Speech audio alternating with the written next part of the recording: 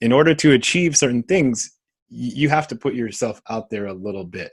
And the clients that I work with, they need to be, again, open-minded and willing to experiment with that a little bit. Part of overcoming that is again analyzing what people want to achieve, and then being honest with them, being real, and saying, okay, if you want to achieve this, if you want to be a thought leader, then you're going to need your picture and a profile on LinkedIn. That's just part of the steps that go there. こんにちは、皆さん。ビジネスサクセスジャパンのポッドキャストへようこそ。Hello everyone and welcome to another episode of the Business Success Japan podcast.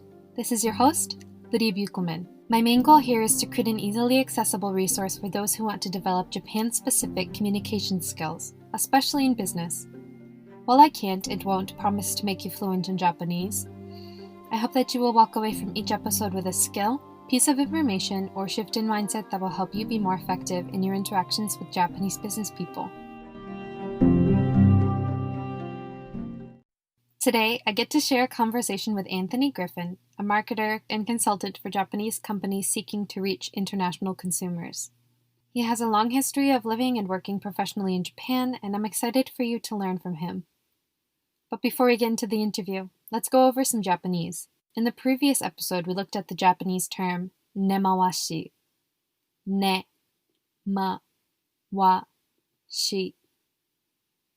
Nemawashi. Nemawashi refers to the work that Japanese people put into gaining consensus and buy-in from others before a decision is officially made at a meeting.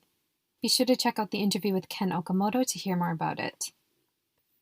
Today, let's look at another phrase that you've probably already heard quite a bit if you're learning Japanese. Gambatte Kudasai. Ga-n-ba-tte-ku-da-sa-i. Gambatte Kudasai. This phrase literally means, please work hard, but it's also used in situations where, in English, we would usually say something like, good luck. So in response to someone saying, Gambatte Kudasai, the other person would likely say, Hai, ganbarimasu, to mean roughly, yes, I'll do my best. And now, without any further delay, let's get into today's conversation. All right, could you please introduce yourself to my audience? Sure. My name is Anthony Griffin, and I help Japanese companies communicate with the world. And I've been a communications consultant, trainer, and marketer here in Tokyo for almost 12 years. Wow. Yeah, so you've pretty much settled down in Tokyo. Have you been in Tokyo for most of your career then? You know, it's most of my career, but not by much. My career, mostly in marketing, actually began in the States, in California. So I worked, of course, part-time while I went to college, at in a retail environment. After that, I worked in customer service at a software company. And then I got into marketing, actually municipal marketing for the city of Riverside. So that, along with earning my MBA, are things that I did and got involved with before coming to Japan. So then how did you end up in Japan? Wow. At this point, and then the narrative always changes as I grow older and think about the things that led me here. But at this point, I'm just going to say it's almost my destiny. I was born in the 1979, but I grew up in the 80s and early 90s. And as you probably know, Japan was huge back then. And growing up in California, I was influenced by almost everything Japan. And that motivated me to study the language a little bit in college. And I had a Japanese teacher who introduced me to the culture. And that planted the seed in my mind of someday visiting this country. And that happened quite a bit later when I started working in marketing and I could take longer vacations. And long story short, after my second vacation here, I was just in love with the country and I started thinking about how to live here. And within a year of that second vacation, I moved here and started working here, and I haven't looked back. So what kind of job did you get to come over to Japan? I know it can be hard to find something in your industry when you're just trying to have a company sponsor your visa so you can come over. Yes, it is incredibly hard, especially if you are in a field like marketing, especially marketing in English, targeting English companies. So I came over, like many people do, as a business English teacher. And the reason I did is because the company that I was interested in had a lot of business focused schools. So fortunately, because of my previous experience, my degree, and my marketing background, I was placed at a school in Shinjuku, right in the middle. So all of my students were business people, so I could continue to teach business, which is something I was doing before I came to Japan. And I could dabble in a little bit of marketing still and writing and things like that. And within 2 years, I was working in the head office, also in Shinjuku, where I could really have the Japanese company experience and visit all of these huge Japanese corporations throughout Tokyo and also global corporations here in Tokyo. Awesome. So then why did you decide to leave that corporate life and decide to start doing things on your own? Well, if you don't mind, that's actually kind of a two-part story, I guess. So the first part was basically I felt at my first company I had kind of reached the glass ceiling. So it was a wonderful experience. I loved working there, and I really loved my coworkers, but I wanted to do more, and I wanted to do more marketing and more business development. So fortunately, after working at that company, I was able to become a marketing manager at the ACCJ, the American Chamber of Commerce in Japan. And so there I could get back to marketing and digital marketing, running social media accounts and leading the organization's website redesign. And so that was a good about 2 years of marketing work. And then at that point, I really wanted to combine everything I did, the training, the marketing, and I wanted to bring that directly to the consumer. And I just wanted to leverage everything I'd been doing my entire life and just deliver it to whoever wanted to hire me. And that's how I ended up working for myself. So why did you choose marketing in the first place? How did that align with your interests? Wow, no one has asked me that question in a long, long time. Wow, to be honest, I didn't start university as a marketing or business major. So, growing up as a kid, my dream was to program and eventually make video games, to be honest. And so I entered university as a computer science major, and I did that for about a year and a half. And I learned something about myself. I learned that even though I love technology to this day, and I love experimenting with code and things like that, I did want something a little bit, I guess, more social at the time. Being a computer science major was pretty isolating. So, and I did okay, but it just wasn't fulfilling my desire at that time. So I started experimenting with other classes and fell in love with business and marketing. And I loved how business explained the world around me, unlike any other subject did. If you study marketing, you're going to know how companies are trying to influence you and sell to you. So when you walk into a store, you understand all of the tricks of the trade that these companies are using to get your money. And I just fell in love with how practical the material was and how versatile it was. So I figured if I didn't want to, be a coder on a software development team or something like that, I could always get into the marketing side of the gaming industry or the business side of the gaming industry. So that is how I first transitioned into marketing. Makes sense that you would be fascinated by kind of understanding more deeply how things work in the quote unquote real world. So how Yeah, yeah. yeah. So then was there anything about marketing in Japan that was at all surprising to you, or did a lot of the things really hold true cross culturally? Wow. I think like most foreigners when they first come to Japan, I was shocked with this whole concept of Japanese English. You know, when you pick up your can of coffee and it has English on it, but it is incredibly awkwardly worded or even funny sometimes. And when I first arrived, I thought, wow, this is going to be a land of opportunity and a paradise for a copywriter and a marketer. And I got so excited. But then eventually I realized that most companies aren't interested in changing that kind of English, the English that is used to market to other Japanese people. There's probably technical reasons why the English is that way because it works in Japan. So I was excited and surprised, but then disappointed that that opportunity wasn't as big as I thought it would be.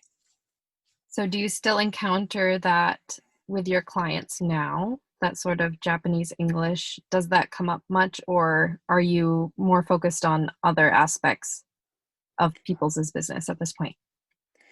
It's definitely a huge issue. Just the other day, I was working on a project, working on a more natural mission statement and vision statement for a large Japanese company. What I learned, however, is even though most or a lot of companies don't want to change their awkward English, there is a nice pool of companies that do. And those are the companies that need to market their products and services abroad. And that's my space right there. I focus on the companies that aren't necessarily concerned about marketing to other Japanese people, but they're concerned about growing their business in English speaking countries or growing their business with English speakers in Japan. Okay. Yeah, that definitely makes a lot more sense. Something I'm just curious about is, have you ever encountered a non-Japanese company doing copywriting in English in Japan, but having issues with this sort of what type of English to use? Has that ever been a thing, or is it mostly just Japanese companies using English in a unique way? As far as Japanese companies, purely Japanese companies offering English copywriting services, I know they're out there, but I don't encounter too many of them. Usually when I see that kind of firm, it's a foreign owned firm, for example. The problem and the market opportunity are just regular brands that don't use these firms and they think that their English is adequate, or they think that they are using the right vocabulary or the right expressions or understand the cultures that they're interested in. So yeah, most companies, they just kind of go for it and put their English out there and hope for the best. They don't take the steps to hire these companies to give them the proper support. That's very interesting to me, considering people's impression of Japan, Japanese people, people in Japanese companies being so perfectionistic. Yeah, that's a good way to look at it. And that goes back to my initial surprise when arriving here is, yeah, there's a pursuit of perfection in almost everything here. Right. So then another major part of your business, and what we kind of wanted to focus on today, was the cross-cultural coaching that you do with companies. Can you tell us a little bit about that? Sure, absolutely. So I'm excited to talk about this because I don't get to talk about this so often. So thank you for asking about it. But I guess the best way to start would be to show how my business works and how this fits into my business. So we talked about the marketing side, but a good 40% of my business is cross-cultural communications coaching. Some of that is training, individual clients or companies how to do what I do, be it social media management, content creation, giving presentations, and things like that. And then part of it is working with executives and managers on cross-cultural business skills. So a lot of people are interested in, for example, MBA course content. Networking is a big topic, how to do that globally, and presentations, giving globally culturally sensitive presentations is also a very popular topic that I work with clients to do. I mean, all of that sounds really important. It sounds, well, not just important, it sounds essential for doing business nowadays. But Why do you think the coaching in particular is so important as opposed to, for example, just hiring multicultural staff or learning as you go, interacting with people from other cultures? What role do you think cross-cultural coaching plays in businesses? Good question. Well, first of all, it's great. It's wonderful if you can hire a diverse staff. However, as you probably know, there aren't a lot of foreigners here in Japan. I think we are around 2% of the population at best. So not all companies will have the luxury of being able to diversify.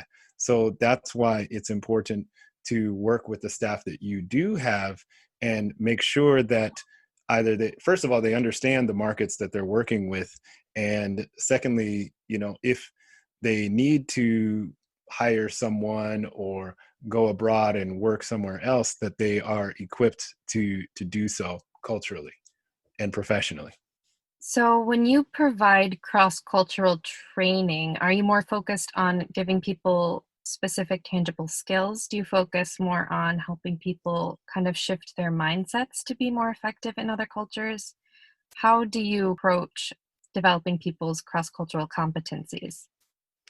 I 100% focus on deliverable results. In fact, when it comes to mindset, the clients that I work with and the people and companies that approach me, they already have to be in a certain level of global mindset before we could even work together. So that includes anyone who is familiar with working abroad to companies that I call foreign curious, where they're still very traditional, but they realize that they need to change, they need to open up a little bit, and they're willing to work with a foreigner to achieve those goals. So before I start any project, we have to sit down and determine, what are the goals? Do you want a promotion in your company? Do you want to earn funding as a startup, for example? Do you have to lead a meeting, abroad in Silicon Valley? We definitely have to have clear goals, and the mindset, at least an open mindset, already needs to be in place. Otherwise, the coaching is not going to work, and no value is going to be created. Having a student who kind of just wants to have you give them the information they need rather than wanting to actively participate and internalize it themselves. It's just night and day in terms of results, for sure. That's right, because all the information you need is on the internet. Anyone can look up anything about any culture around the world, but to have someone who can guide you based on their experience and make a simulation with you and walk you through the process and be there as an accountability partner, that's what you cannot find on the internet. So, do you focus more on case studies, practicing? You mentioned simulating situations. Logistically, how do you usually go about helping people develop these skills? Well, there's a variety of situations. So case studies definitely work for people who are interested in MBA school, or business school, excuse me. So people who are thinking about investing a lot of money and time in an MBA, they might want to learn what that's like first before going abroad to a school, for example. Or maybe they already joined a business school and they're anxious about how they'll perform. So in that case, I can work with small groups or one-on-one to analyze case studies. Other popular formats for other popular topics include bigger seminars about networking and giving global presentations. And in these larger events, sometimes public and sometimes private engagements, we can actually role play these situations and we can actually practice. So every seminar that I give or workshop that I give is interactive. So it alternates between a little bit of lecture and a little bit of practice. So by the end of those workshops and seminars, the attendees have experienced what they're going to need to do abroad. I mean, reading books before you go is very important, but having the actual practice, practicing what you learn before you get in the situation makes things go a lot more smoothly. So, Exactly. And one of the deliverables, and it's a softer deliverable that I offer, is that feeling of comfort and confidence, where without coaching, without trying these scenarios, a lot of people are going to be just super nervous and uncertain of what they're doing. But after going through, coaching or training, we're always going to be nervous in new situations, but they can think back and remember how it felt to accomplish what they're setting out to do. So then going back to your students, do you see any common qualities among your most successful cross-cultural training students? Absolutely. The single most important thing is to be open-minded and be willing to try sometimes radical new ideas, because to successfully operate in other cultures, you're going to have to do things that are quite different than what you're used to in your own. That's just a fact. So if you're open-minded and willing to do something, let's look at the whole spectrum. On a simple level, a very, very basic tip, if you're Japanese and you are going to a networking event in California, you might have to get used to, A, not exchanging business cards until after the conversation takes place. B, not exchanging business cards at all, because, that person you're talking to or that group of people talking to you are not necessarily a good fit, or C, exchanging contact information via LinkedIn and going paperless. So those are all behaviors that are radically different than what you would do here. And then, on a bigger scale, for example, you might have to change a presentation that you made. You might have to rebuild it from the ground up in a Western style. And you might have to change how you deliver it from the ground up to a Western style. So you're going to have to probably take a lot of the bullet points and the graphs and take that out of your presentation or simplify it. You're going to have to change how you introduce yourself, how you conclude your presentation. So clients that are open-minded and are willing to take on those changes, they will be successful. Looking at presentations, are there any other things that commonly have to change between what would be acceptable in Japan and in America? Well, it's cliche at this point, but the death by bullet points. So just having, a wall of content on your slides, that's the biggest one. But to give you kind of a more unique, concrete example, one thing that I work with clients is the introduction. So conventional wisdom says that when you do a presentation, you start with, "Good evening, my name is Anthony Griffin, and today I'm going to talk to you about marketing." And this is where the open-mindedness comes in. I guide people to say, don't even start by telling your name and topic. Before you say your name and your topic, start with a statistic or tell a short story or ask the audience a question, and then transition into your name and topic. Now, individually, those techniques are well known as far as, getting attention by giving statistics and things like that. But that order, putting your introduction second, it's risky, it's not conventional, but it's important to catch the audience's attention. And in a world where everybody starts their presentation with "Good evening, my name is," if you come up there and start your presentation slightly different, you're going to grab the audience as well. So that's a quick tip that we often go over, and a lot of people have resistance to that, but if they're open-minded and try it, they get it and it works. But on the other hand, how do you think a Japanese audience would react if somebody came in and tried to do that format as opposed to the more traditional format? Good point. Um, you know, Personally, I think it depends on the Japanese audience. So it's important to recognize that, and one of the most important lessons in cross-cultural communication is that no culture is a monolith. So studying culture is just a starting point to give you some ideas, but within every culture, there are different subsets of people. So if you come to Japan and you're presenting to a globally minded group of Japanese professionals, they're going to be fine. They might even recognize that technique from some of their TED Talks. However, maybe if you go into a very traditional Japanese business organization like Keidanren or something like that, then you might have to kind of do the reverse and adjust your presentation style to the traditional Japanese way. So this kind of cultural training and cultural communication works both ways.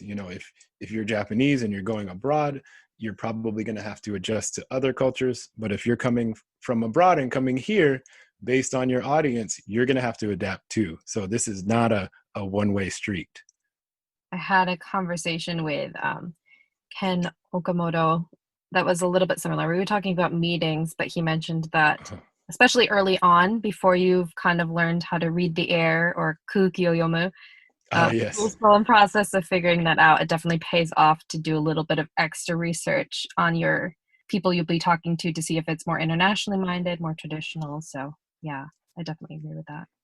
Absolutely. And that's just good presentation advice, For sure. regardless of culture is, if you can, sometimes you can't, but if you can, find out who your audience is, regardless, how old are they? What is their experience level? What is their cultural background? Find out as much as you can and then customize your message for them. Absolutely. So then on the flip side, are there any qualities you've noticed among people who maybe have a harder time with your training or putting your training into practice?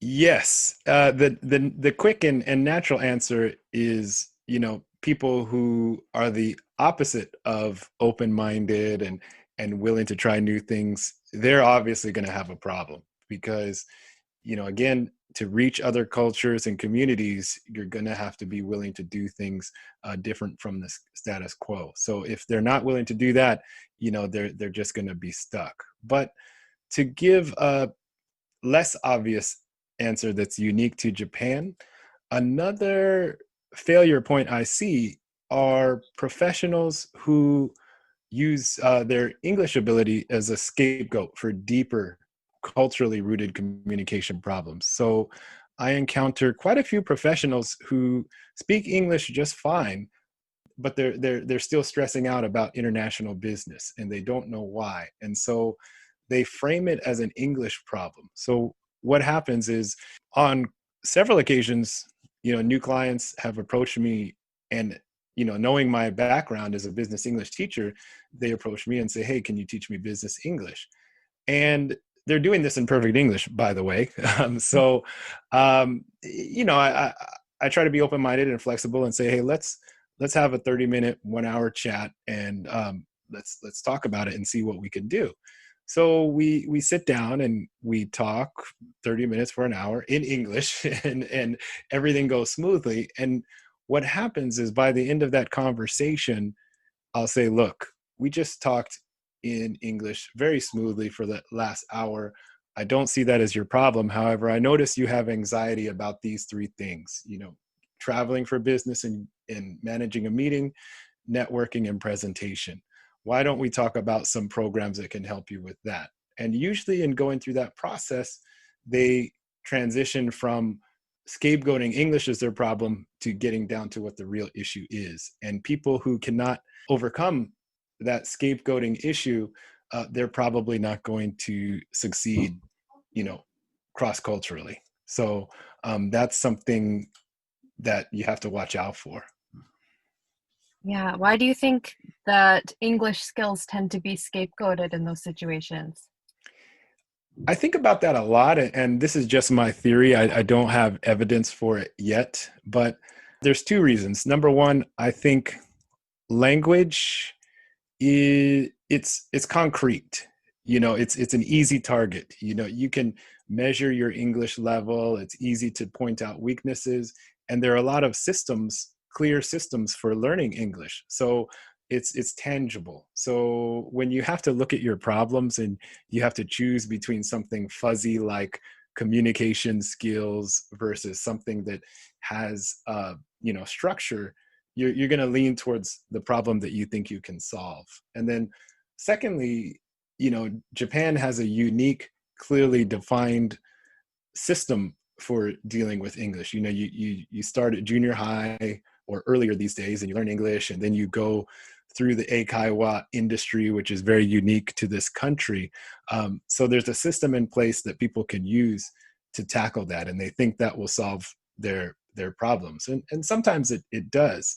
And we have this eikaiwa industry that perpetuates the fact that English is going to solve all of your global communication challenges, and it's going to make you this super business person. And it definitely helps. There's a lot of good in the industry, but there are also a lot of people who speak English just fine, and they really just need some other kind of communication support. So then you mentioned that learning culture can be a little bit of a harder thing for people to tackle. How do you start with people? What are some of the first things you help them with in general for maybe a more average situation rather than something too specific? Good question. Well, really, my market is so niche, and I'm a solopreneur right now, so I have a relatively small portion of the pie. So it's pretty easy to figure out where to start. Again, if someone came to me and just said, I need some kind of cultural help, that's too vague. So usually, again, I sit down with almost everyone and talk them through it. And I'll talk about, what do you need to do when you travel abroad or work with foreigners? What tasks are causing you difficulty? What are your pain points? And through that conversation, then we can pinpoint some training program, which could be anything from presentations, content creating.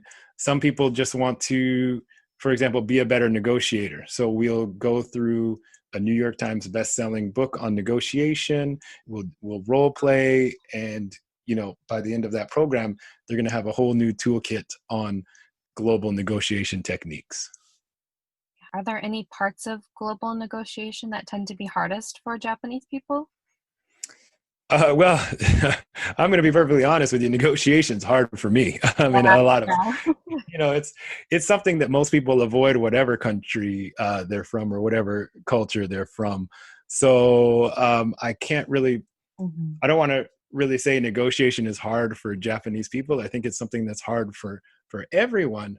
But where I can create value is, I acknowledge that negotiation is hard, but then I'll say, look, these are the tools that have helped me. These are tools that are not popular in Japan or are unknown. For example, how many people in Japan have read the book Never Split the Difference and really applied those techniques? So I'll say, this is one of the most popular resources in the States, and you're going to work in the States.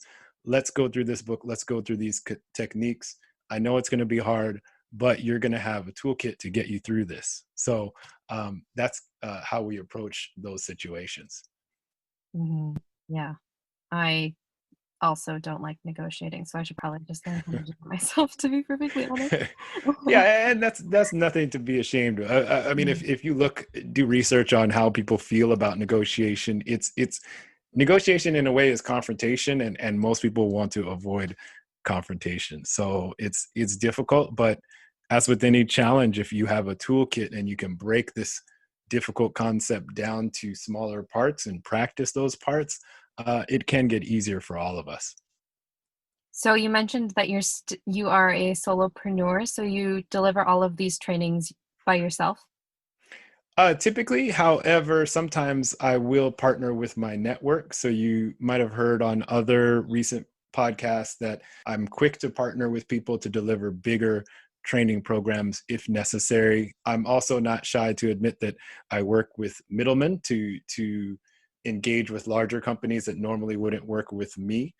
So I'm a solopreneur, but I willingly partner in order to create more value for bigger clients.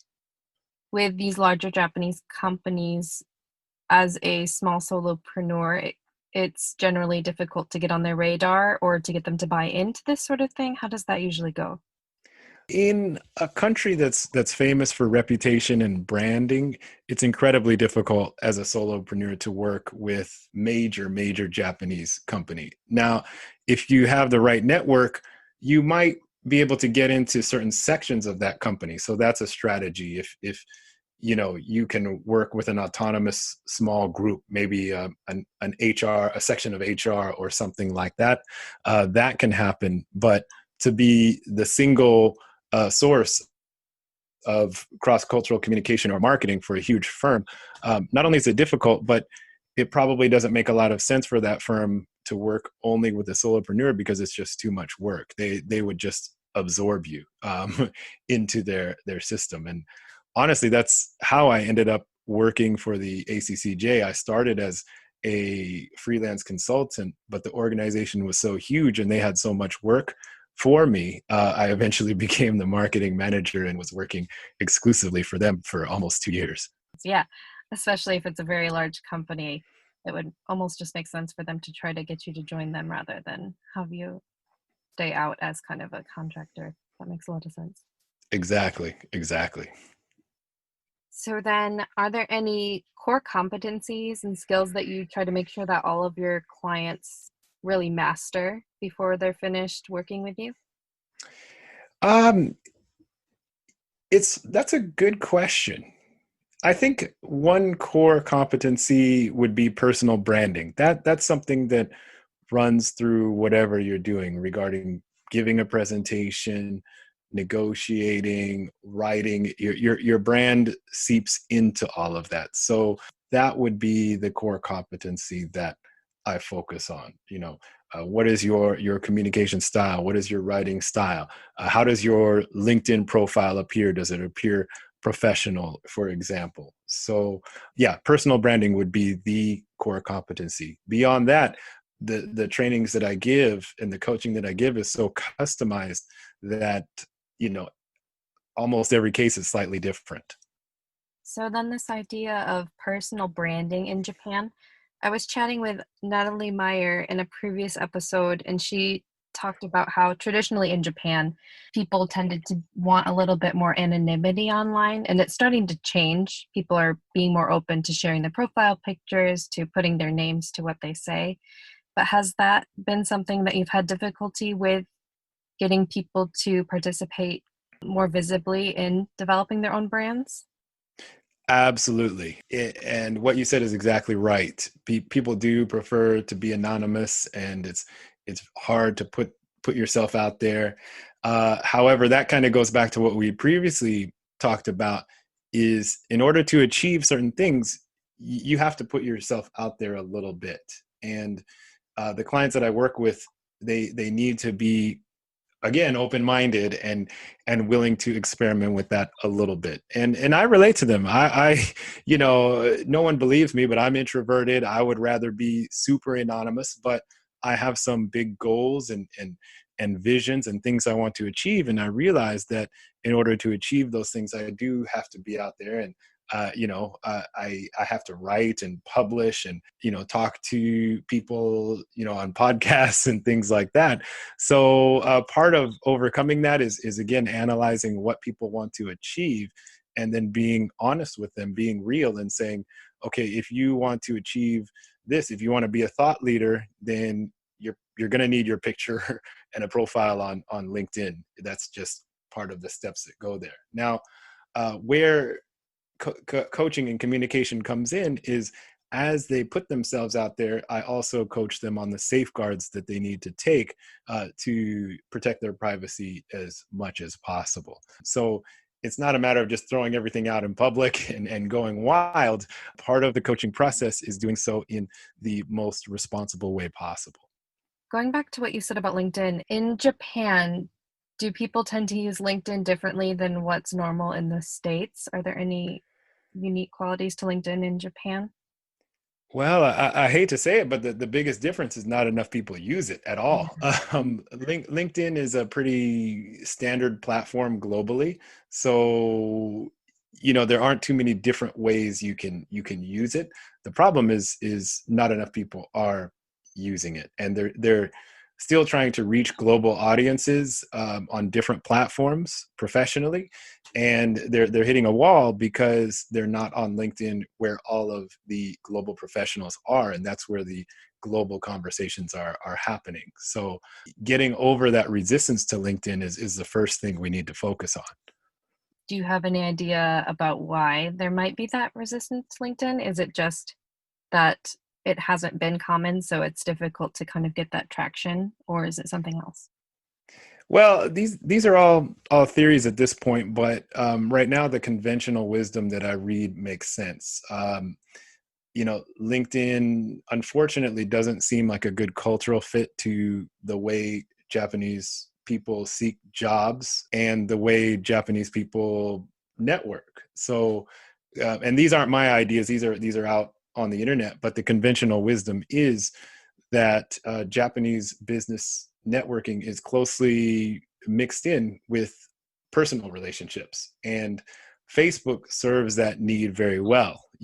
When you go to a Japanese networking event and connect with someone on Facebook, you've got their business card and their business identity, and then you can go and see online their family and what they're eating and their vacations, and build that Japanese style relationship. So yeah, I think the conventional wisdom that's out there that makes sense. The other side of that is, a Japanese resume is completely different than a Western resume. And like you mentioned before, a lot of people don't feel comfortable putting their achievements out into the public and showcasing that to everyone. So yeah, I think that's the obstacle. I do have seminars and training programs that focus on LinkedIn and explain to clients that, you don't have to do it this way. You can control how much you put out there. You don't have to connect with everybody. And it's a really important tool for networking globally. So it's an uphill battle, but I do see progress, especially with LinkedIn company pages. I'm seeing more and more Japanese people, more and more Japanese companies establish company pages, and that seems to be sending a green light to employees, that it's okay to have a LinkedIn profile and connect with the company. So I don't have any hard data, but anecdotally, I am seeing progress. It's definitely interesting to see, even if there isn't data on it yet, just to imagine how these different cultural forces make such a big difference in how people behave online. It's very interesting. Absolutely. So then you talked quite a bit about personal branding, but I was curious if there are any other ways that marketing ties into the cross-cultural communication skills that you teach. Sure. So regarding marketing and cross-cultural communication, surprisingly, these two actually are complementary. So I'll be honest, a lot of times people will look at my website and say, marketing and coaching, how does that mix? But you have to remember, marketing is a form of communication. It's communicating between businesses and customers. And of course, as a section of communication, there is some overlap. So for example, let's say I am setting up a Western focused social media management system for a client. So, I go in and set up maybe 3 accounts and connect them with Buffer. And in this case, they want to manage it and operate it themselves. I'm just doing the setup.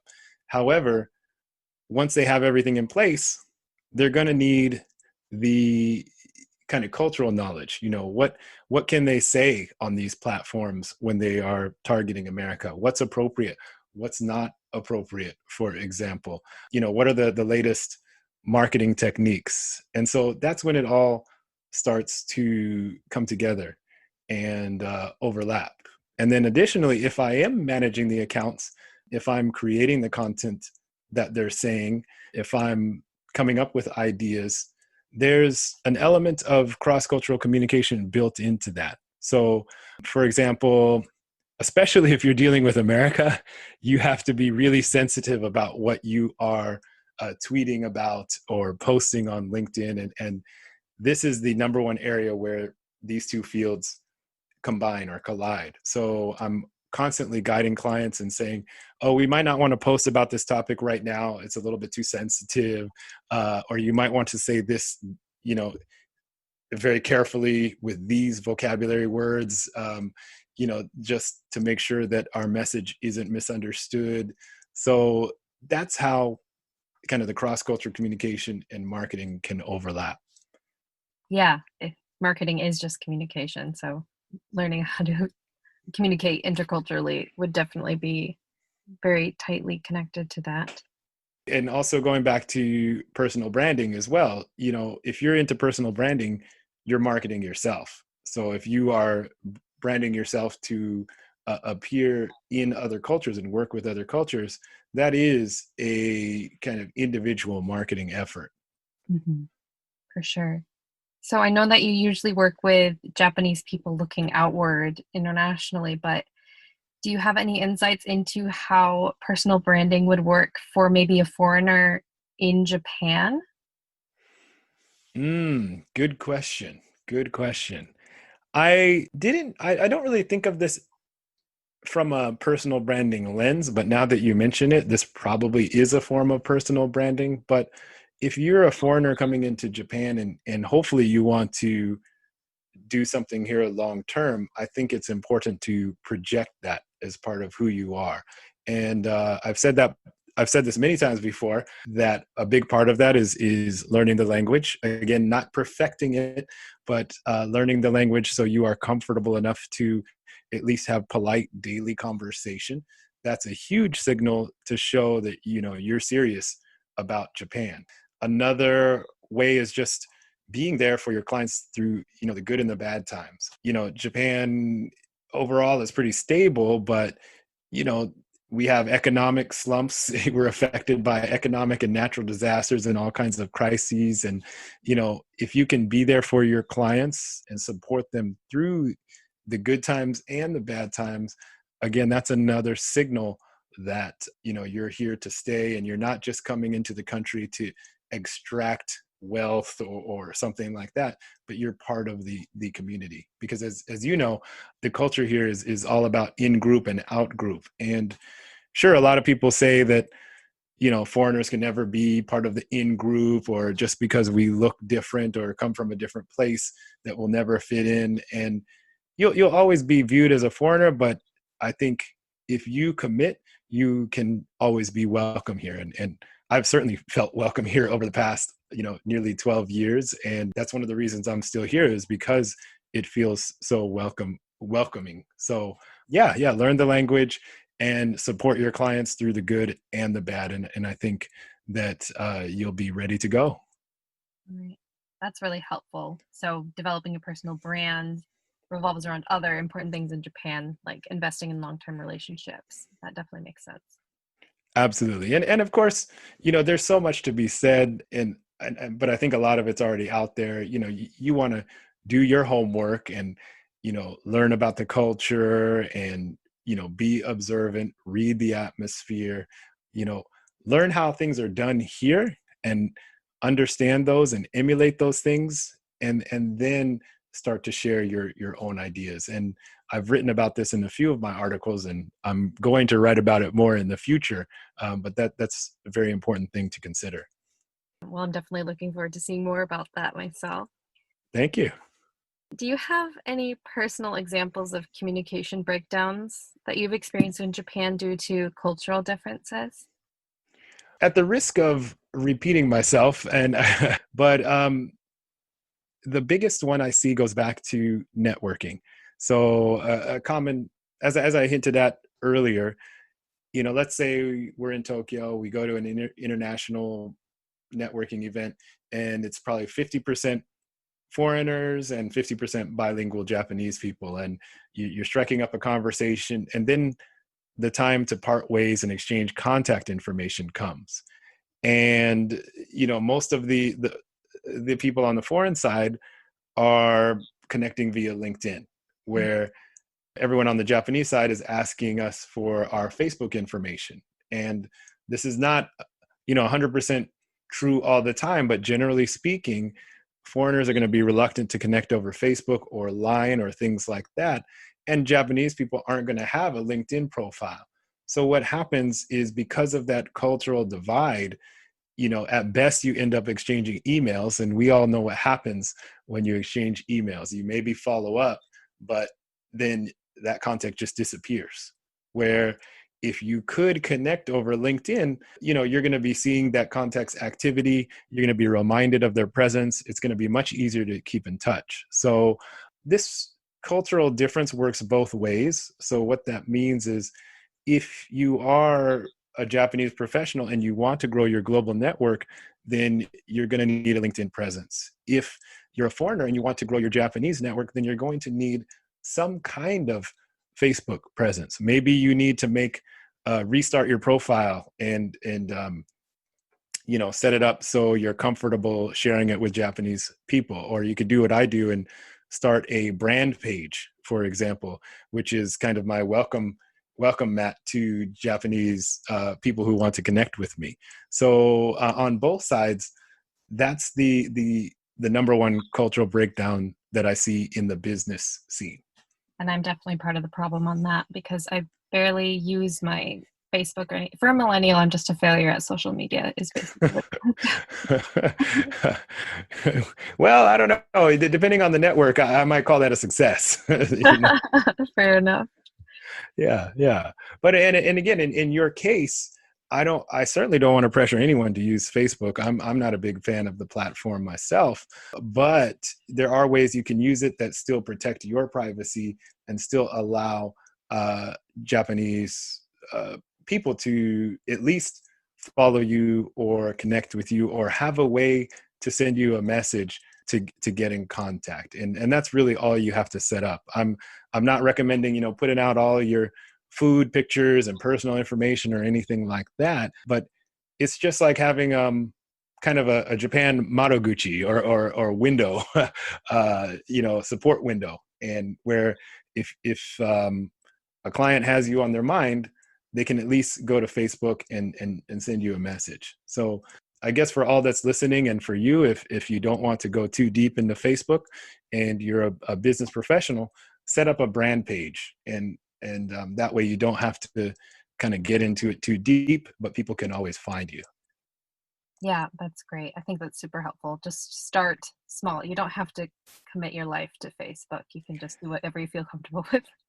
Right. I call them welcome mats. The networks, that the social network, and forgive me if I'm ranting here, but I think a lot of us in any culture, we fall into the trap of our social network or social media tools running our lives. But we need to remember that they're tools for us. So if any network, Facebook, Twitter, be it whatever, is not serving you as a tool, then it's okay to minimize your engagement with that network. So if a network is reciprocating your efforts, and in my case, this is my relationship with LinkedIn, it brings as much value as I put into it, then that's where you want to be spending your time and effort. So there's no shame in minimizing your use of a social media platform if it's having, a negative impact on your life.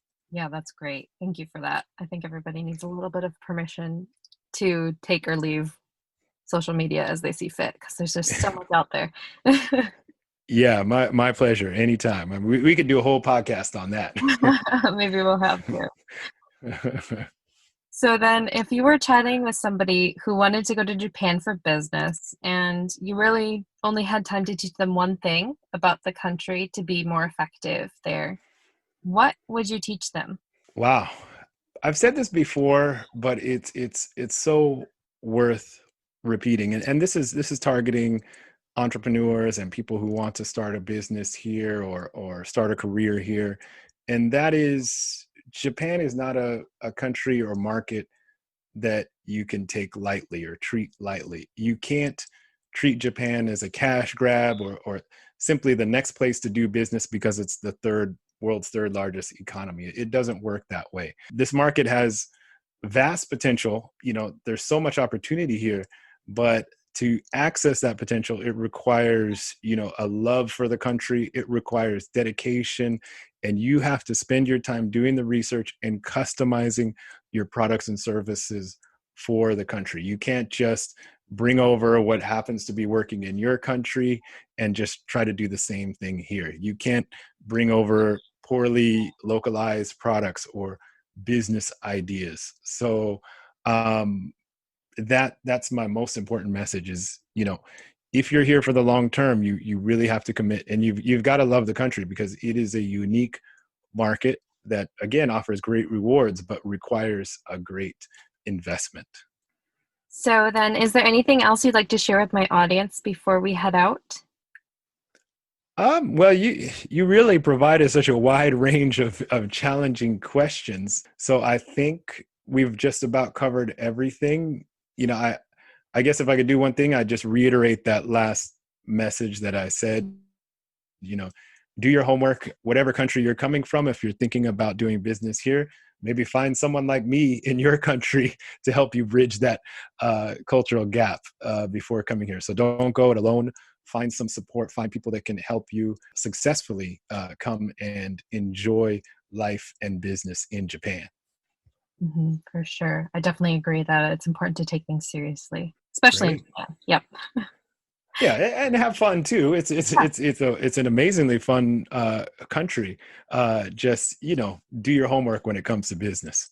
Yes, there are things you can do to help minimize some of the situations that you'll inevitably find yourself in that may be less than Absolutely, yeah. And if you don't mind, that reminds me of a concrete piece of advice that I can give for those who have never been here Of course. and are thinking of living here. I know given the state of the world, you can't do it right now, but when things open up, come here on a vacation or two before you commit your whole life to living here. Because if you study a little bit of the language and travel here, once or twice, you're going to get a good idea of whether or not this country is a good fit for you. And if you feel good after all of that and you have an open mind, as we talked about earlier, you're really going to have a blast here. And on the other hand, if you study the language and traveled and it just doesn't feel like a good fit, don't force it. You're probably not going to be happy in that case. So don't hesitate to try Japan on for size, so to speak.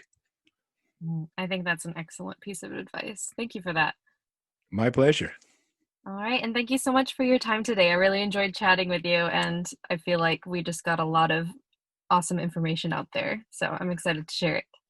Yeah, and thank you for the opportunity. And again, thank you for asking about this unique side of my business that I don't get to talk about too much. So I really appreciate the chance to share all this information.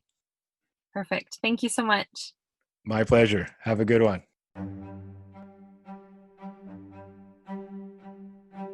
I hope that you enjoyed today's conversation. Be sure to check out the links in the description of this episode to learn more about Anthony, and be sure to follow him on LinkedIn to continue learning even more about personal development and success in Japan. Please remember to go ahead and subscribe and leave a rating and review if you enjoy the podcast, and feel free to email me at businesssuccessjapan@gmail.com if you have any other questions, comments, or suggestions for future episodes or interview topics.